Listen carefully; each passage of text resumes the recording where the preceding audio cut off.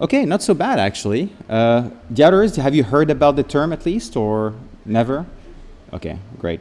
So this talk is not going to be very math heavy. It's actually going to be more conceptual, but I hope that you should understand homomorphic encryption and how that works for blockchain at the end of it.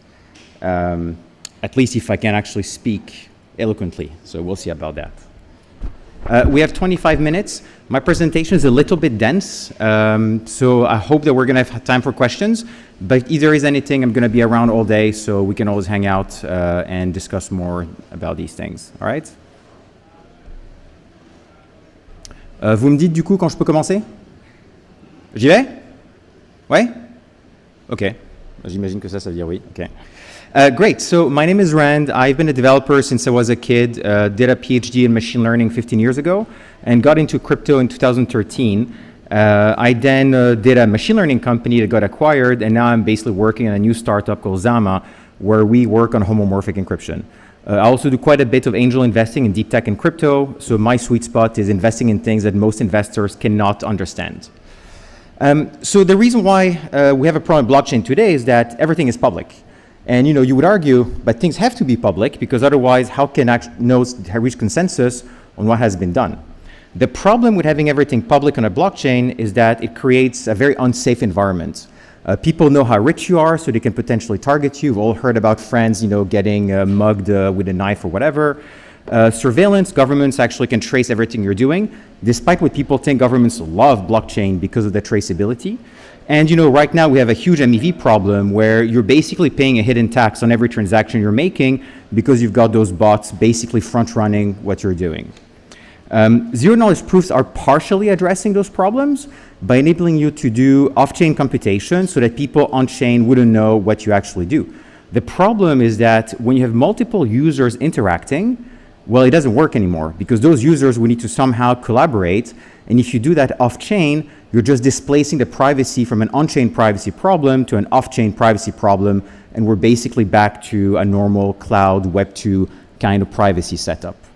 What we really want is to have full on-chain privacy. And the way that we can do that is using a technology called homomorphic encryption, where basically you can do encrypted computation on encrypted data. So the way it works is the user has a secret key. They encrypt the data with a secret key, send it to the server who does the processing. The server doesn't have the key to actually decrypt the data, so it has no idea what it just received. But it can still do processing on it, produce a result which itself is encrypted, send it back to the user who can now actually decrypt it.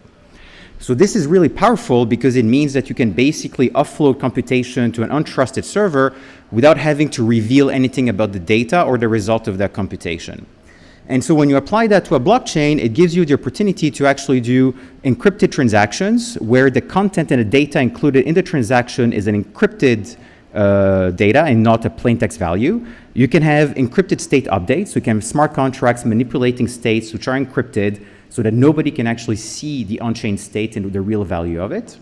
And then finally, you can also store data on-chain completely encrypted and never have to worry about anybody seeing the data but you as the actual end user.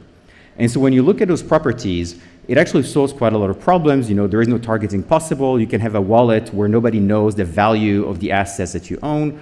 There is no surveillance possible because, even though people know that you've interacted with smart contract, they actually don't know what you did or what you own or what you have in the smart contract.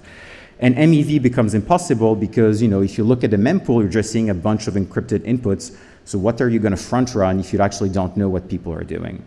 So homomorphic encryption is kind of the holy grail for on-chain privacy. And it also opens up a whole bunch of new applications.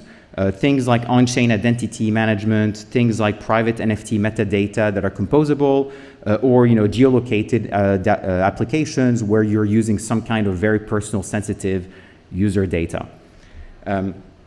So the way homomorphic encryption works, so I know that a few people here heard about it. I promise this is going to be the only technical part of the talk. I mean, unless you want to be more technical, you tell me basically. But the way TFHE works is that you basically have a ciphertext, and a ciphertext is an encryption of some data plus some random noise that you had to add to the data. The reason why you need to add this random noise is because this is how you guarantee that nobody can actually guess the value of the encrypted ciphertext. The problem with the noise is that when you look at the actual bits on your computer, the data is going to be on the most significant bits, that's the yellow stuff here, and the noise is going to be on the least significant bits. So you basically have your data that's in two parts. On the left side, you've got the data. On the right side, you've got random noise. That's fine if all you did was decrypt. You could just basically cut off the noise and then you're done. But the problem is that when you're doing operations on encrypted data, you're not just operating on the data itself, you're implicitly operating on the noise that is in the data as well. And so every time you do an operation like an addition or a multiplication, the noise actually grows, and eventually there is no more room for this noise to grow, and it starts overflowing on the most significant bits of data. And when that happens, obviously the result becomes incorrect because you're effectively randomizing bits of data instead of keeping those two things well separated. And this is really the problem with homomorphic encryption, is that eventually you have to stop performing computation on the data if you want the result to actually be correct. So in order to avoid that kind of stuff, people invented a special operation that's called bootstrapping. So bootstrapping is a very expensive cryptographic operation which basically resets the noise to some kind of nominal level. So you take your ciphertext, you do some computation on it, you see that the noise has now grown too big, you stop, you apply this bootstrapping operation, it puts the noise back to this original level so that you can keep on going forever. And by basically doing this bootstrapping operation every few operations that you're doing, you basically have this infinite capability to do homomorphic computation. But as I mentioned, bootstrapping is an extremely slow operation. Most homomorphic schemes that people are used to would take about 30 seconds to actually do one single bootstrapping operation. And so when people say that homomorphic encryption is slow, it's not because of the arithmetics, it's actually because of the need to bootstrap on a constant basis to keep this noise in check so that you get correct results. So for a very long time, the way people dealt with that is that they just ignored the problem and they just said, well, you know what, we're just not going to bootstrap. We're going to use extremely big integers, like kilobyte or megabyte integers, and we're going to give enough space for the noise to grow for the whole computation, and then we're decrypting at the end, and so it doesn't matter anymore. That's called level schemes. You have the BFV, BGV, CKKS scheme, which are very popular in that space. The problem when you do that is that you're basically getting something extremely efficient in terms of speed, but you have a limited number of computation, however big and however much noise budget you're basically giving yourself. And in the case of a smart contract where the state on chain might be indefinitely updated, so for example, an ERC20 smart contract, eventually you are going to run out of noise, right? You're not going to be able to compute forever without basically getting an incorrect value. So this is the Solidity ERC20 smart contract. You see this balance from where you're basically doing a subtraction and addition. If this was an encrypted value, you've got an encrypted balance and subtract an encrypted amount, potentially, eventually, you're going to actually overflow the data, and the result of the transfer will be incorrect. So there is no actual way to guarantee that you will have an exact result unless you actually resort to bootstrapping. The second problem is that with level schemes, you can only do additions and multiplications. And what that means is that if you want to compute some nonlinear function, like, I don't know, exponential function or whatever, or if you want to do a homomorphic comparison, you will not be able to do it unless you approximate it with a polynomial approximation. So polynomial approximations are very difficult to design well, so you would need to handcraft an approximation for every function, and plus there will still be approximations. So if you take again the example of the ERC20 smart contract, if you look at the require here, which checks that a user has enough tokens to actually transfer, which I think is kind of like the base security, if this is an approximate check, and sometimes probabilistically it can fail, it means that sometimes you will actually pass this require even though the user doesn't have enough balance. So unless you can do an exact comparison, it's impossible to guarantee that the requires in your smart contracts will actually do what they're supposed to do, which is to safeguard the logic of your smart contract. So it's kind of game over for homomorphic encryption at that point. You're like, okay, so basically the choice is something extremely slow and inefficient or some random error in my smart contract, which quite frankly is not something that anybody wants. So fortunately, there is another scheme that's called TFHE, which is one of the newer schemes, which actually enables you to do exact computation an infinite number of times because it has something called very fast bootstrapping. So TFHE, instead of basically doing a limited number of additions and multiplication and approximating everything, gives you this ability to do very fast bootstrapping, a few milliseconds instead of tens of seconds. So you can do it all the time. And it gives you the ability to basically do arbitrary functions exactly as you would in plain text if it was not encrypted. So you can do homomorphic comparison, you can do homomorphic lambda functions, homomorphic whatever you want. The result that you will get with TFHE is exactly the result you would have gotten if there was no encryption at all. So this is an extremely powerful technique, which is actually very nice for smart contracts because you can basically keep on going forever without any error, and you can do those requires exactly. So if you compare kind of like the approaches, you've got kind of the older schemes, the leveled ones. You've got a limited number of operation versus unlimited for TFHE. You've got slow bootstrapping, 30 seconds versus 10 milliseconds for TFHE. Both of them can do exact arithmetics, additions, multiplication, but only TFHE can do exact nonlinear functions and comparisons. And you can also do Boolean circuits as well as integer circuits with TFHE. So the reason why you probably haven't heard of TFHE is because it was invented by a woman during her PhD that wasn't a famous academic. And so for a very long time, big famous academics basically discredited this woman's work, saying it cannot be better than 20 years of work that we all have done at MIT and other places. So my co-founder in my company, by the way, is one of the inventors of homomorphic encryption, Pascal Payet, and he was one of the first people to recognize the power of this technology, and that's the reason why we started this company. So TFHE, if you want, is the underdog that people kind of discredited, but it actually is becoming the dominant paradigm in homomorphic encryption. So what we did in our company is that we made that super easy for people to do because unless you're a cryptographer, homomorphic encryption is not exactly very user-friendly. So we created this framework called Concrete, which is a framework that offers very high-level APIs where you don't have to know cryptography to start using those things. It enables hardware acceleration, so GPU, CPUs, FPGA, and eventually ASICs. And it's all written in Rust, so you don't have to worry about C, C++, or that kind of stuff anymore.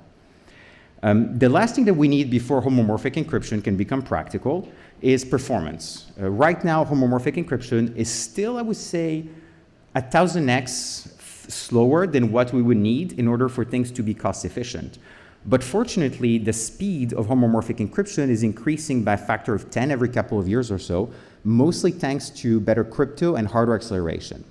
So we're now at this inflection point where by 2025, we're expecting homomorphic encryption to become so cheap and so fast that you can use it in anything in the cloud or on blockchain without having to worry about latency, cost, or any kind of other thing. So homomorphic encryption today, if you want, is kind of where zero-knowledge proofs were 3-4 years ago, when people kind of cracked the math and the framework started to appear, but it was still too slow to actually be universally applicable. This is where we are with FHE, and we're bridging that gap in the next couple of years. So watch out for that, because I think that this is going to be a pretty major topic in cryptography in the coming years, and it's really just on the verge of becoming practical. So how does that relate to private smart contracts? Well, homomorphic encryption is great, but if you want to use it for private smart contracts, you have to do a little bit more cryptographic gymnastics to actually make it work out of the box. So let's take an example of an encrypted ERC20, well, it's not ERC20, like an encrypted token contract. So this is written in Rust. It's a very simple contract. When you read it, I mean, there is really no cryptography in it, right? You basically have a balance, which is just a map between an address and a value, but the value this time is not a plaintext value, it's an encryption of the value. So you're mapping from an address to an encrypted integer. And then you've got a transfer function, which takes an address from, an address to, and then an amount, which itself is encrypted. So here, this token would give you the ability to have on-chain encrypted balances as well as encrypted transfers. You've got this require function, which basically does a homomorphic check that you've got enough money to make the transfer. Then you've got a homomorphic addition and subtraction. So all of this is basically pretty much as you would have in your traditional smart contract, but just replacing the integers by encrypted integers. The biggest difference is to view your balance. On an existing blockchain where everything is public, you can just read the blockchain and then see the balance of every user. But if we're talking about private smart contracts, we obviously don't want people to be able to see the balance of arbitrary users. We should restrict what people can see to what they're allowed to see by the contract's logic. And so to do that, there is this extra operation which we need to introduce, which is called key switching. Key switching is a way where you can homomorphically convert a ciphertext that's under a key into a ciphertext under another key. So in this case here, because all the users are collaborating, you need all of them to share a key. So the network has to have a key that everybody is basically doing the computation under, but you want the user to be able to uniquely decrypt his own state. So what you would do is you would basically kind of do a re-encryption where you would convert from the network key into the user key. But all of that is done homomorphically, so there is no decryption in the process. You're basically just swapping the keys around. So this basically gives you the ability to have a private token where you can do everything encrypted, on-chain, without any kind of off-chain computation, with full privacy. So the high-level protocol is very simple. There is a user, the user encrypts their inputs, sends it to the network. The validators on the network will execute a homomorphic computation, and then basically key switch for the user to see the balance, and then the user can get the result and decrypt it. Simple. Well, unfortunately, it's not that simple. Because as I mentioned, you need to have a shared key for the users to be able to do computation together. Because if everybody has a different key, well, you're basically not able to combine those values on chain. So the network has to have a public key that everybody's using to submit their encrypted transaction inputs. And so that creates a whole bunch of problems. The first one is, if there is a network key, well, who holds the key, right? I mean, if you need a trusted third party to hold the key, you're kind of defeating the whole purpose of having a blockchain in the first place. The second problem is, if you can actually do requires to make sure the transaction is valid, you're implicitly saying that the validators can decrypt the value of the require statement so that they can decide whether they should put this transaction into the block or basically revert it. But if the validators can actually do that, how do you prevent them from arbitrarily doing that for any value instead of what they're really supposed to do? And finally, if users can actually key switch and see their own balances, what prevents them from creating a fake smart contract where they would take another user's encrypted balance, pretend it's their own by making a transaction and then decrypting that? So there is a lot of problem because basically what you end up with is a protocol where everybody's trying to cheat and there is someone in the middle which is supposed to do a decryption. So it's kind of like literally the worst possible scenario for security. So there is something really cool that you've probably heard about in other settings, which is called threshold encryption. So you can actually do threshold homomorphic encryption, where you would basically have a bunch of validators sharing the secret key. So you take your secret key, you split it into 10, 20, 100 pieces, you give those pieces to each of the validators. So none of them has a full key to be able to decrypt the data, they only have a piece of the key. The second thing that they do is then they do what's called a partial decryption. So each validator will then take their own piece of private key and basically decrypt the ciphertext with that piece of the private key. So what they would end up with is a partial decryption, but they're still learning nothing about the actual value. And then eventually, once all the validators did that, you can do the aggregation, and what you end up with is a full decryption, even though none of them had the full secret key. And you can design this threshold protocol such that it's resistant for at least 2/3 of the validators, which means that in order to cheat, you will need to control at least 2/3 of the validators which are engaged in this threshold protocol. So I think 2/3 is quite good security, I think, if you've got a pretty well decentralized set of validators. The only drawback of using threshold FHE is that you need to have a fairly fixed and not huge amount of validators. Like you cannot have like 100,000 validators, and you cannot have people just going in and out every second from the network. There needs to be some kind of like maybe 100 validator sets for a period of time that you can rely on for this threshold protocol, which quite frankly is pretty much what people are doing with delegated proof of stake, nominated proof of stake, and all of those delegation flavor of POS basically. So now that you can do this threshold protocol, you basically no longer have to worry about the secret key being compromised. Nobody actually has a secret key. It's basically a shared decentralized protocol. You still have to deal with those encrypted requires. So a validator who's performing a require has to know whether this require has passed or not in order to validate or invalidate the transaction. So what prevents a validator from injecting some arbitrary value in this require, doing this threshold protocol for decryption, and basically getting something they're not supposed to. So how do you prevent validators from cheating? So the way you do that is that you basically make sure that all the validators did the exact same homomorphic computation before you basically do the threshold protocol. So you take a validator, the validator picks the number of transactions, executes them, and proposes a block, sends it to the other validators. The other validators will re-execute the same computation. And if all the validators agree on the result of the homomorphic computation, so they don't agree on the value, they agree on the ciphertext itself, you know, like I've produced some gibberish and your gibberish is the same gibberish as mine, so therefore we have consensus on gibberish, that's good. Then they go on and do the threshold protocol because now you can basically be assured that nobody has injected fake material into the smart contract, that people did what they're supposed to do.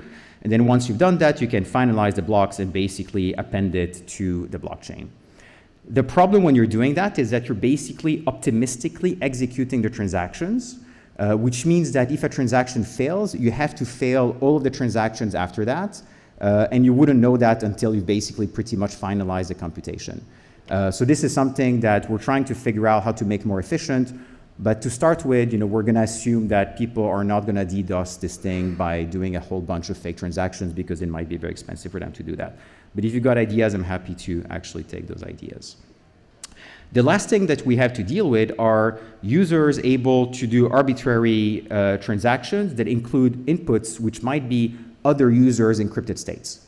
Because on a blockchain everything is public, even though it's encrypted, you could still actually go and get someone else's encrypted balance and basically put that as an input to your transaction to get decryption and know the value. And this of course would break the entire thing, and so you cannot do that.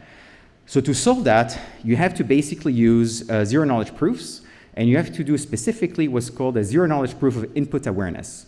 And so what that means is that when a user makes a transaction that includes encrypted inputs, they need to provide with the transaction a proof that they knew the plaintext value of this encrypted input. So basically the user has to prove that he's the one who encrypted the value and not some other person that he just stole the ciphertext from. So this is fortunately something that's not too complicated to do, but you know, you can see how this actually starts piling up and adding more and more complexity. So homomorphic encryption is difficult in itself, but if you want to do it in the case of a smart contract protocol, you can see that you now have to mix TFHE with threshold cryptography, you know, with consensus engineering, with zero knowledge proofs. It's actually a fairly complicated protocol, but the important thing is it actually kind of works in terms of security, right? So we can actually build it. I'm sure it's not going to be the most efficient way, but we can actually build it. And as far as I can tell, you know, this is the first time that you could actually think about having a protocol for an on-chain privacy. So the full protocol looks like the user encrypts inputs, produces proofs that he knows the inputs that he is providing. The network gets those inputs and the proofs. The validator check the proofs, execute the TFHE transactions, reach consensus on it, do the threshold decryption, check the requires, invalidate the things, do the key switching, and then after that, the user can retrieve their state and decrypt it. So it's still fairly simple-ish, but you now have all those extra cryptography steps. So where are we going next? There are ways to improve that, which we don't know how to do yet. And if you're interested in that space, again, happy to talk about it. One of them is to do provable correctness for homomorphic encryption. So right now we rely on consensus to make sure that validators executed things correctly. So every validator has to redo the homomorphic computation. But this computation is very expensive to perform in the first place. So if we could somehow avoid redoing 10 or 100 times the same expensive computation, and instead just have one validator do the computation, produce a proof, and other people just verify that proof, that would massively speed up the performance of the network and decrease the cost of computation for the validators dramatically. The problem is that, well, homomorphic encryption are humongous computations. And so right now, it doesn't fit in any zero knowledge framework. The amount of computation you have to do, it just doesn't fit. Basically, it just doesn't fit. So we have to find ways to either make it fit or to find other Starks, Narks, Plumps, or whatever flavor of ZK stuff that actually could work with homomorphic encryption.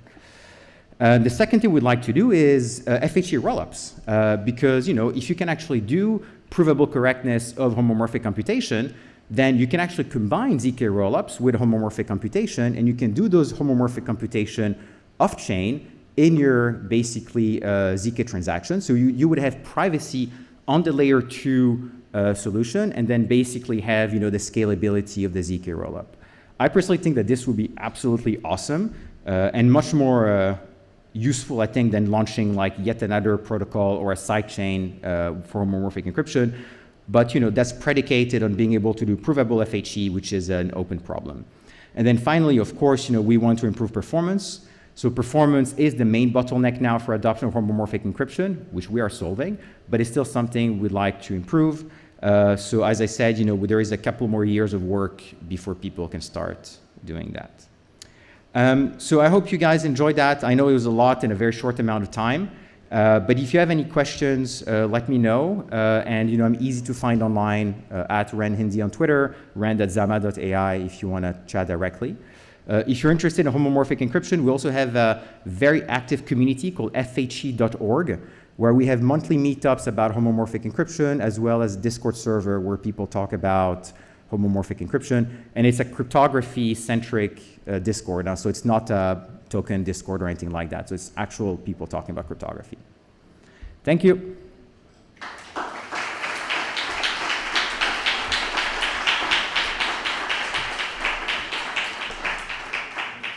Any questions? Do we have 5 minutes or not? Yeah? Yeah? Okay. Go ahead. Hi, thank you. This is very interesting, but I only have one question about it. We are protecting, by this homomorphic cryptography, we are protecting the wallet's amounts. Yeah. We can't protect from other eyes the interaction. I mean, example, everybody will say, will be able to see that I have interacted, let's say, for example, with Avegochi, but I will never see how much I earn and how much I spend. Is that so? We can't protect the interaction. They wouldn't be able to see the data, but they would still see the metadata. They would know that you just called this smart contract or you just interacted with this address.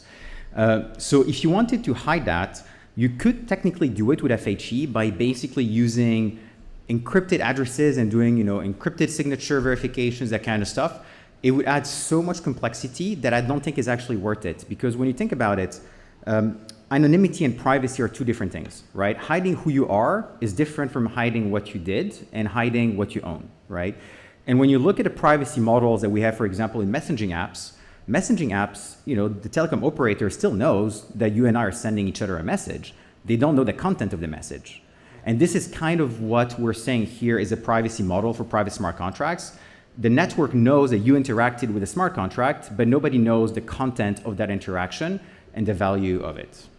Okay, yeah, just yet again, even if with a higher level of complexity, still the outcomes of kind of interaction need to be known in advance. It's something that needs to be deterministic. It has to be deterministic, yes. That's really important because if you want to verify that a computation was done correctly, you need the computation to be deterministic, yes. I mean, as far as I know for now, and again, this is such a new topic. I think, what I say is the case today. Maybe in a few years, we're going to have other solutions. We'll see. Yeah, thanks. Yeah. Very nice talk. Very interesting. I have a question regarding the privacy for the zero knowledge proofs that you use. Yeah. So if I understood correctly, like if you don't use the zero knowledge proofs, it would be possible to copy this data and later decrypt it. Yeah. And if you use zero knowledge proof, basically anyone that knows the amount can decrypt the data. And I was thinking like in some specific scenarios, for example, if I know that you get salary from your company, yeah, I know already the range, but I don't know the exact amount. So could I copy this encrypted data and then brute force? That's a good question. So this is exactly the reason why we put noise in ciphertext, is to prevent this kind of guess that people could do. So yes, you could technically guess that the data, so the yellow squares here, is 125, but you wouldn't be able to guess the noise that was added to the data. And the zero knowledge proof is not made on the data alone, it's made on the data with the noise added. So you would actually need to know the noise that was generated in order to actually be able to guess the ciphertext and forge it, basically. And if you can do that, you're basically breaking lattice cryptography, which means you're breaking post-quantum cryptography. So, you know, if you did, I think we have much bigger problem than privacy on blockchains with the future of security, right? Yeah, we're done? Okay. Thank you very much.